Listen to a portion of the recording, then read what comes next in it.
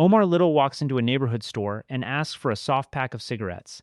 The bell above the door rings behind him. He looks back, sees a child, and turns toward the counter again. A gunshot interrupts the order. Omar falls with his eyes open, and Kenard stands behind him holding the pistol. For 5 seasons, armed crews hide their drugs when Omar whistles. Men with bodies on them panic at the sound of his name. Avon Barksdale places a bounty on him. Brother Muzone tracks him. Chris Partlow builds an ambush around him. Omar survives all of them. Kenard needs a single bullet because Omar barely registers his presence. That ending can feel insulting the first time you see it. I think the insult is the source of its power. The Wire allows Omar to become its closest version of a folk hero, waits until the audience expects a final confrontation worthy of him, and hands the gun to a child most viewers had almost forgotten. Kenard is the perfect person to kill Omar because he can approach the man without activating the legend. His age places him inside Omar's moral blind spot. His history completes the warning Bunk gave years earlier. His casual violence belongs to the harsher generation replacing Omar's. Above everything else, Kenard gives Omar a death with no dignity to hide behind. If you enjoy essays about The Wire and the small character details that change the meaning of the whole series, subscribe. There are a lot more of these stories worth returning to. To understand why Kenard fits, we have to understand the strange protection Omar's reputation gives him. Omar is dangerous long before he becomes famous. He studies stash houses, watches routines, uses surprise, and works with people he trusts. The reputation grows out of those skills. Eventually, it starts doing part of the work for him. His whistle reaches a corner before his shotgun does. Dealers abandon packages. Lookouts scatter.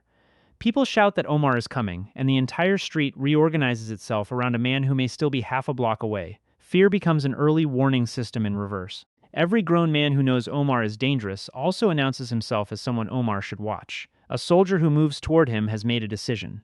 A parked car can be an ambush. An unfamiliar face watching too carefully can be muscle.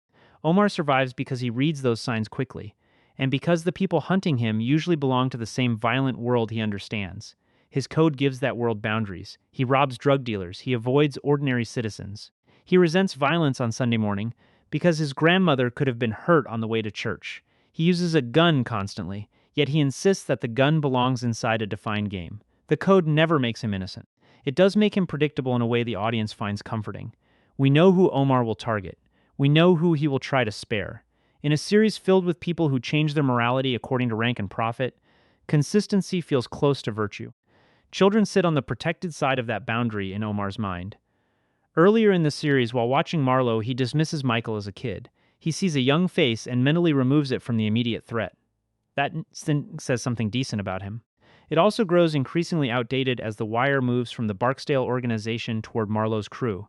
Children are already serving as lookouts, carrying drugs, holding guns, arranging murders, and learning which questions can get them killed. The category Omar wants to protect has already been absorbed by the game.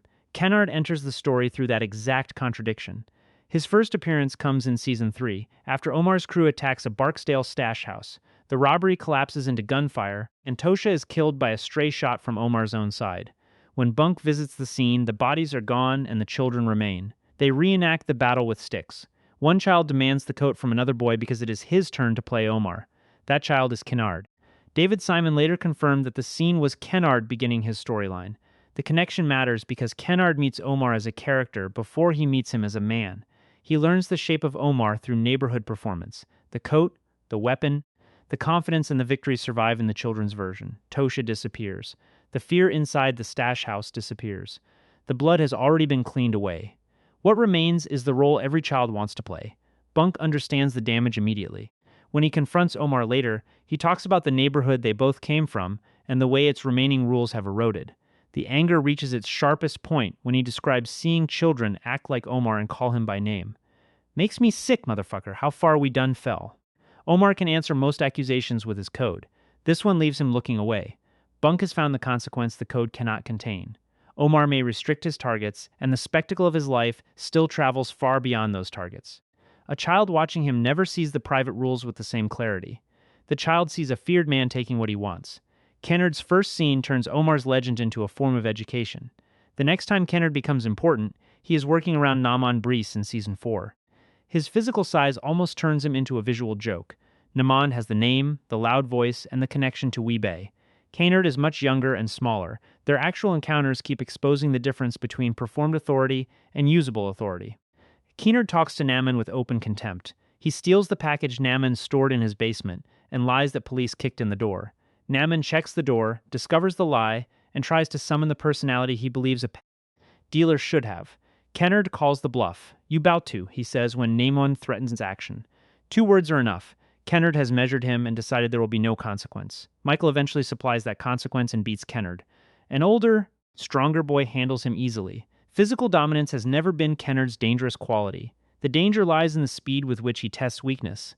He looks past titles, family names, and loud speeches. He responds to the amount of force a person appears willing to use in that moment. Other scenes keep building the same personality. Kenard sells drugs with little concern for the people in front of him.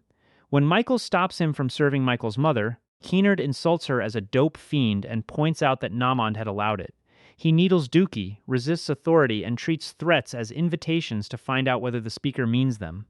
He has learned a stripped-down version of the street. Strength exists when somebody demonstrates it. Mercy looks like hesitation. Fear belongs to whoever shows it first. This is where Kenard begins to resemble the world Marlowe creates. Marlowe rarely needs a long grievance. A rumor about June Bug becomes enough to erase a family.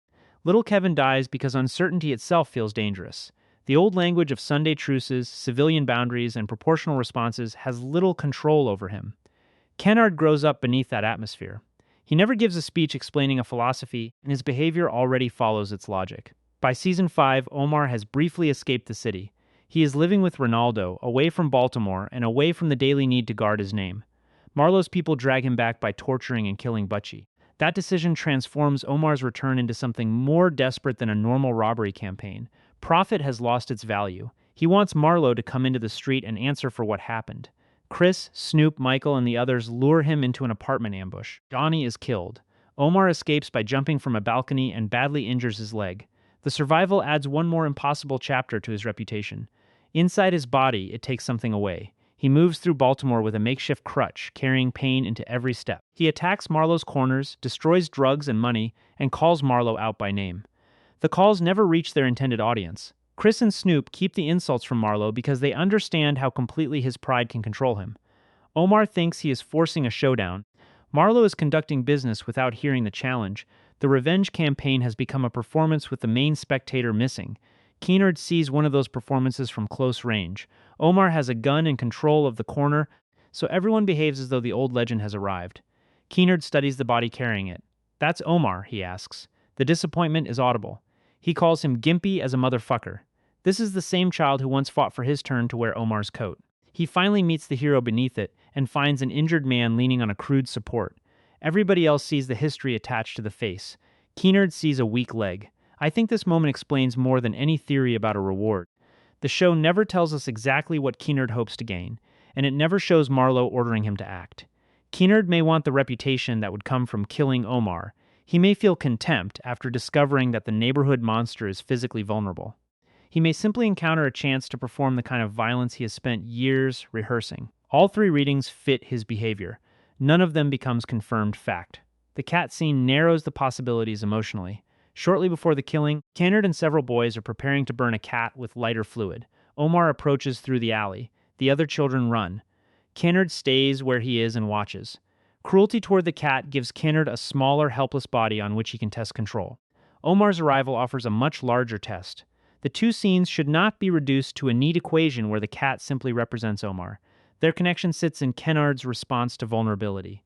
He is fascinated by the moment when fear fails to protect something. He watches the wounded Omar with the same unnerving patience he brings to the animal. There is still a child underneath the hardness. We see him after the shooting. The pistol drops. His face changes. He runs in panic. Kenard can imagine killing Omar, pull the trigger, and discover the emotional size of the act only after it has happened.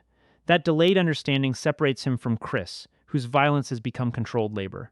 Kenard is at the beginning of the process. He has reached the point of no return before he has reached adolescence. The store makes his age decisive. The bell rings. Omar turns his head. He sees Kenard. He returns his attention to the cigarettes. Any established soldier would have created tension merely by entering. Chris could never walk through that door unnoticed. Snoop would alter the temperature of the room. Marlowe himself would turn the encounter into the grand confrontation Omar has been demanding. Even an unknown adult moving behind him would deserve a second look. Kenard carries no visible status. Omar reads him through the old boundary and makes the final mistake of his life. His code therefore becomes part of the weapon. Omar's refusal to treat children as full participants in the game preserves a piece of his humanity for years. Baltimore has changed around that principle. Kenard has already sold drugs, stolen a package, challenged older boys, and absorbed Omar's violence as neighborhood folklore. The child Omar sees and the person Kenard has become no longer match. That makes the killing painfully fair within the moral design of The Wire. Omar's influence helps create the threat, his code helps conceal it, and his legend helps provoke it. Kenard grows up wanting to play Omar. Once the actual Omar disappoints him, killing the man becomes the fastest route into the story. The choice becomes even clearer when Kenard is placed beside Michael. Both boys pass through the same corners. Both learn to use violence early.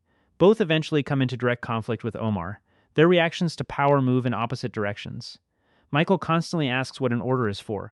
That instinct frustrates Marlowe's people because it means his loyalty always passes through his own judgment. He accepts Chris as a teacher, learns quickly, and becomes frighteningly capable.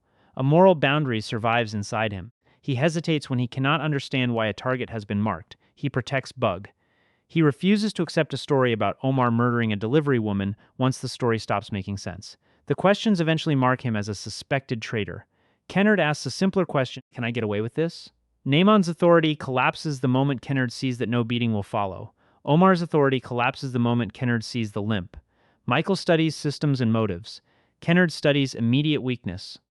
Either boy could have been connected to Omar's ending.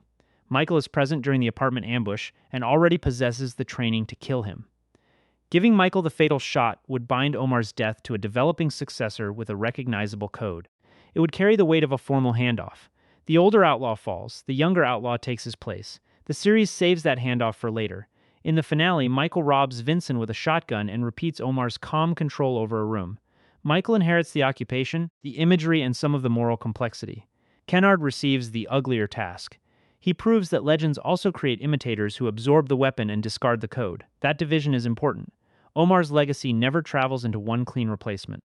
Michael carries the skilled rebel. Kenard carries the child who saw the rebel as a costume. One becomes the next stick-up man.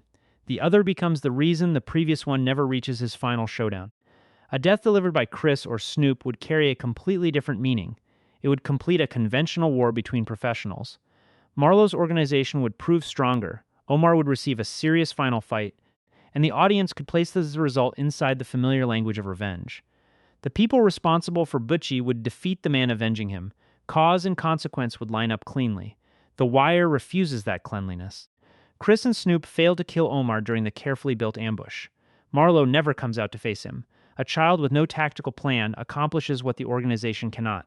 The randomness humiliates every fantasy of control surrounding the drug trade. Years of skill can extend a life, and one unguarded second can erase it.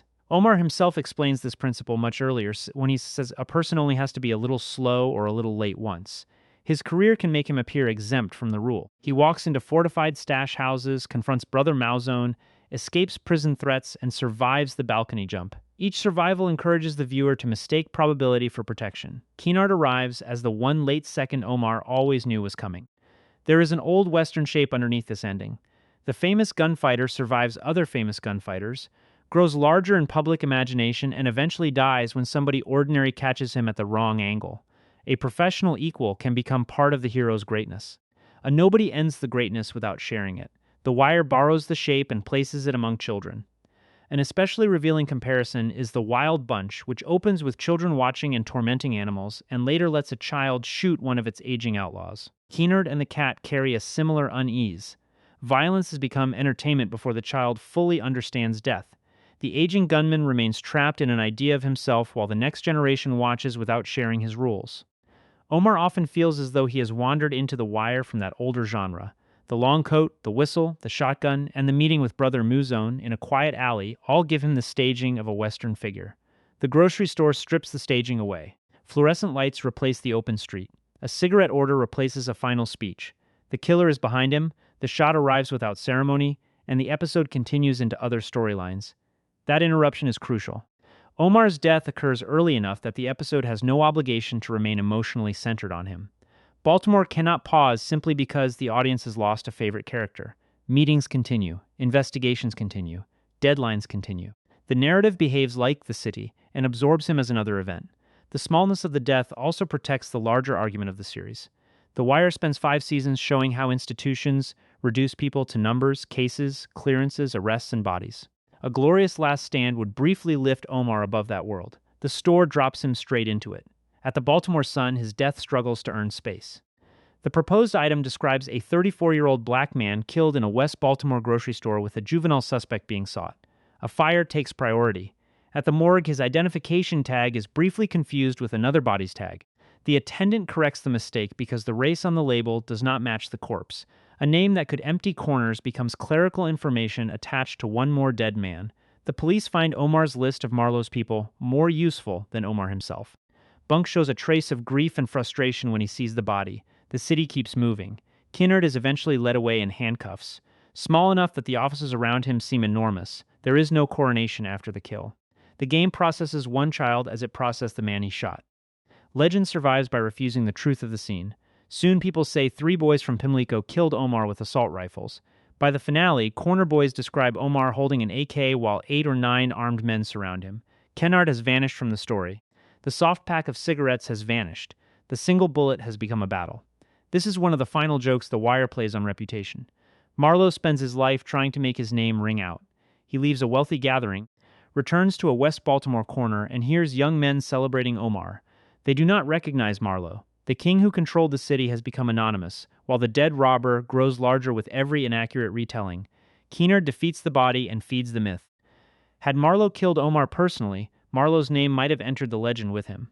Kenard gives the street nothing useful for a heroic story, so the street replaces him with an army. Omar receives his grand finale only after death, created by children doing the same thing Kenard did in Season 3.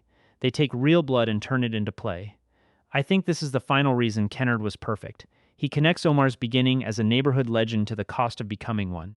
The child asking for his turn to be Omar eventually takes Omar's life. Another group of young men immediately rebuilds the legend and passes it forward. The man disappears between those 2 acts of storytelling. Kenard is easy to hate because the person he kills is so loved. The harder response is to look at him the way the series looks at all 4 boys in Season 4. He is a child shaped by adults, abandoned institutions, and a street economy that rewards the quickest display of force. His cruelty is real, his responsibility is real, his age is real too. The horror comes from holding all 3 facts together. Omar wanted the game to have lines. He believed those lines allowed him to live violently without becoming the same as the people he hunted. Kenard arrives from a generation raised after the lines have faded. He has watched children sell to adults, adults use children, killers become heroes, and fear become the only dependable form of authority. By the time Omar sees him in the store, Kenard has learned enough to be dangerous and too little to understand what danger will make of him. Chris would have given Omar a warrior's death. Marlowe would have given him the showdown he wanted. Kenard gives him the ending The Wire requires: sudden, unimpressive, morally connected to everything that came before, and useless as a lesson to the street that produced it. Omar looks back and sees a child. Kenard looks forward and sees a chance. The gun fires in the distance between those 2 perceptions.